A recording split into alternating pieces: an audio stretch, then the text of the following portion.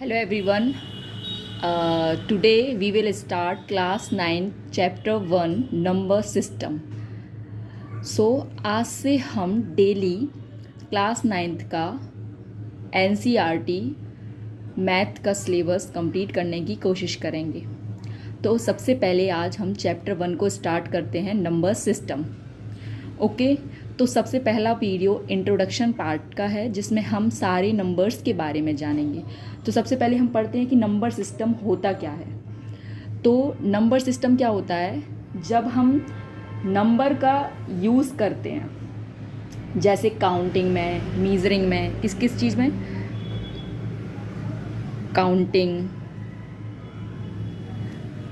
Measuring and किसी भी quantity को रिप्रेजेंट करने के लिए, किसी भी क्वांटिटी को रिप्रेजेंट करने के लिए,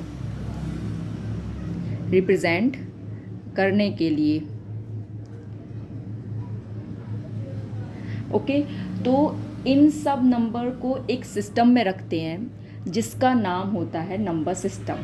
ओके, तो जैसे कोई एक बड़ी फैमिली होती है, उसमें मम्मी पापा बहुत सारे लोग होते हैं, तो वैसे ही नंबर्स में भी कई तरीके के नंबर्स होते हैं। ओके, तो इतना समझ में आया आपको। अब इसके बाद हम पढ़ेंगे टाइप्स ऑफ नंबर्स, जिसमें हमारा फर्स्ट है नेचुरल नंबर। क्या है first? Natural number. Natural number क्या होते हैं? जो नेचुरली काउंट होते हैं, जो नेचुरली काउंट होते हैं।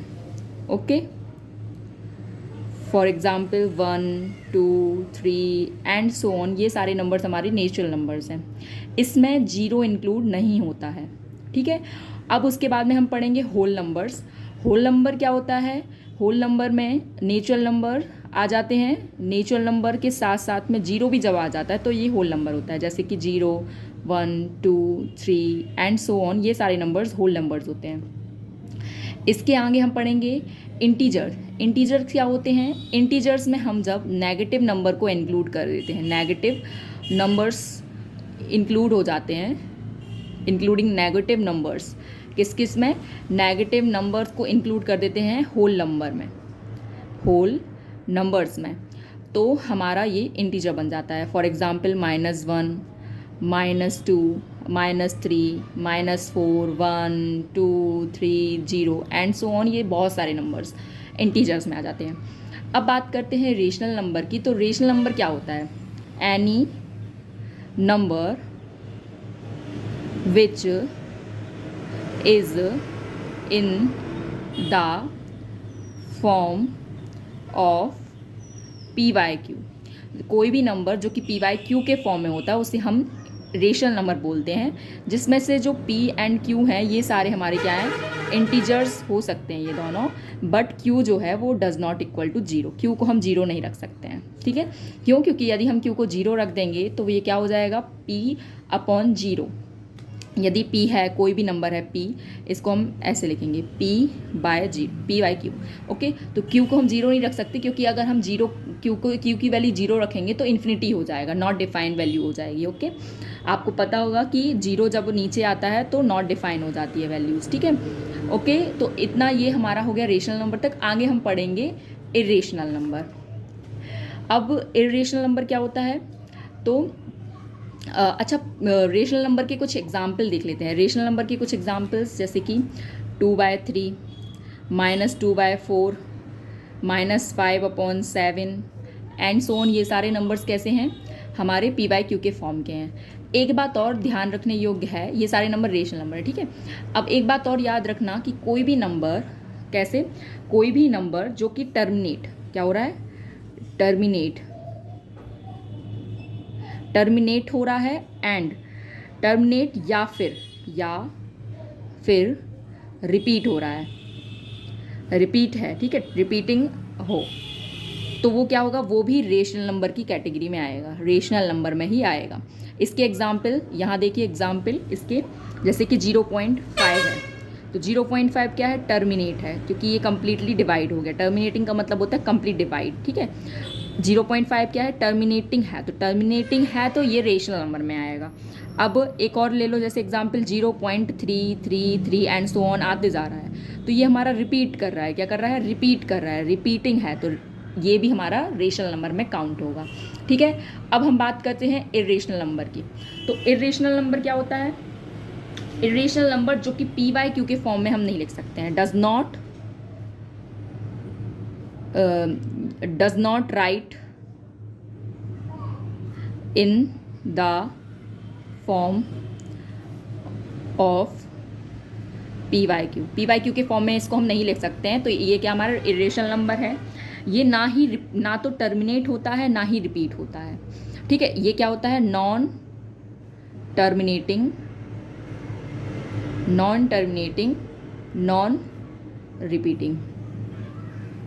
ये ना टर्मिनेट होता है ना ही रिपीट होता है। फॉर एग्जाम्पल √3 हो गया, पाई हो गया, √5 हो गया, ये सारे नंबर्स क्या हैं हमारे, नॉन टर्मिनेटिंग, नॉन रिपीटिंग हैं और ये इरेशनल की कैटेगरी में आते हैं। इसमें इस तरीके की वैल्यू आती है जैसे कि 1.475 6 8 9 ऐसे कुछ आते जा रहा है, बट कंप्लीट डिवाइड भी नहीं हो रहा है और ना ही चीज़ें रिपीट कर रही हैं, नंबर्स रिपीट कर रहे हैं, तो यहाँ पे इरेशनल नंबर की कैटेगरी में आता है।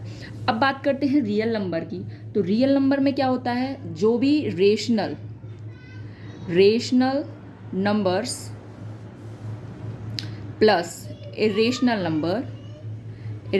नंबर आते हैं, वो मिला के हमारा रियल नंबर फॉर्म करते हैं। तो rational plus irrational real number की कैटेगरी में आते हैं। ओके, तो जैसे कि फॉर एग्जांपल √3 है, पाई है, 1/2 है, -2 है, -3 है, ये सारे नंबर्स हमारे रियल नंबर में आ जाते हैं। और रियल नंबर को हम नंबर लाइन पर रिप्रेजेंट भी कर सकते हैं, किस पे, नंबर लाइन पर रिप्रेजेंट भी करते हैं।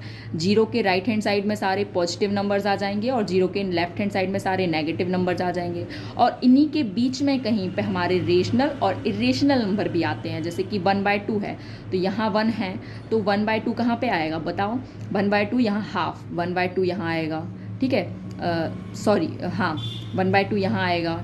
ठीक है, अब 2 यहाँ है, ये 3 है, तो इस तरीके के यहाँ पे नंबर्स आएंगे। अब 2.5 लिखना है तो 2.5 हम यहाँ लिखेंगे। तो रेशनल इरेशनल को हम इसमें रिप्रेजेंट कर सकते हैं। अब √2 हो गया, जैसे रेशनल नंबर है, तो इन सबको भी हम रिप्रेजेंट नंबर लाइन में दिखा सकते हैं, करते हैं। तो इसको अगर आपको सीखना हो तो आप मुझे कमेंट सेक्शन में बताएं, मैं √2 को नंबर लाइन पे कैसे रिप्रेजेंट करते हैं ये मैं आपको अगली वीडियो में बता दूंगी, यदि आप चाहते हैं तो। अदरवाइज हम आगे बढ़ते हैं। ठीक है, लॉज ऑफ एक्सपोनेंट अब पढ़ेंगे। तो लॉज ऑफ एक्सपोनेंट क्या होते हैं रियल नंबर्स में, तो उसके हम रूल्स और एग्जाम्पल्स है पढ़ेंगे। तो रूल्स होते हैं कुछ।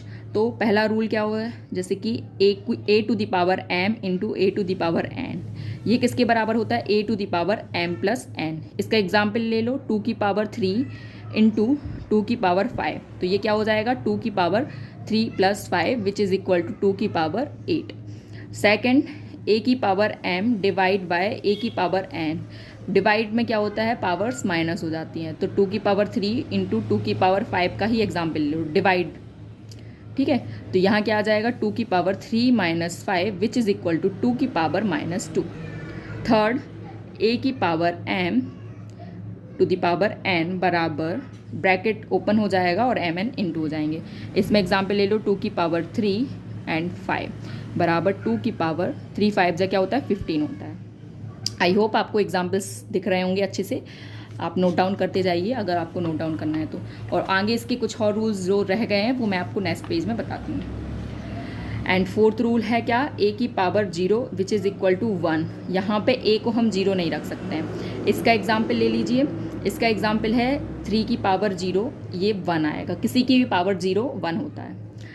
a⁻n बराबर, ये क्या होगा, -n है, तो यहाँ पे अगर हम रेसिप्रोकल में ले जाते हैं तो ये पॉजिटिव पावर में चेंज हो जाता है, ये रूल बन जाता है। For example 3⁻4 is equal to 1/3⁴ हो सकता है। ओके, तो ये रूल्स हमारे 5 कुछ रूल्स हैं, इसको आप लर्न कर लीजिए।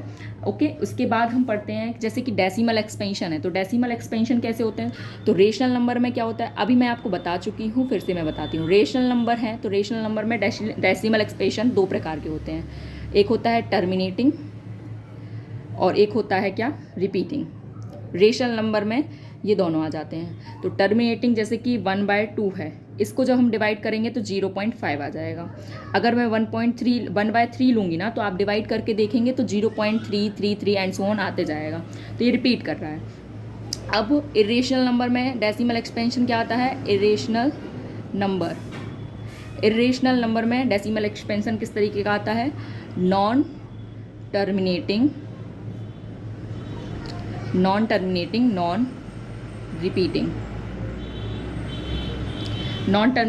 रिपीटिंग। इसमें एग्जाम्पल ले लीजिए, √3 है जैसे, तो इसको जब आप सॉल्व करेंगे, √3 की वैल्यूज़ दी रहती हैं, तो उसको आप देखेंगे तो ये आएगी। तो इसमें क्या हो रहा है, ये आते जाएगा। तो यहाँ पे नॉन टर्मिनेटिंग भी है और रिपीट कर रही है, ये रिपीट करती है। ठीक है, तो आप इतना करिए, आप इतना पढ़िए। इसके आगे हम एक्सरसाइज करेंगे, एक्सरसाइज 1.1 करेंगे स्टार्ट। ओके, तो इसमें आपको होमवर्क करना है। होमवर्क में आप लिख लीजिए, आपको बताना है first question, is √3 a rational number?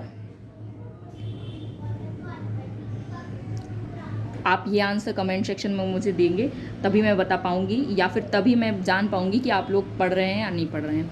और सेकंड क्वेश्चन है कि 0.142875 एंड सो ऑन, क्या ये इज़ रिपीटिंग? ठीक है, इज़ रिपीटिंग डेसिमल, क्या ये रिपीटिंग डेसिमल है? ये आपको बताना है।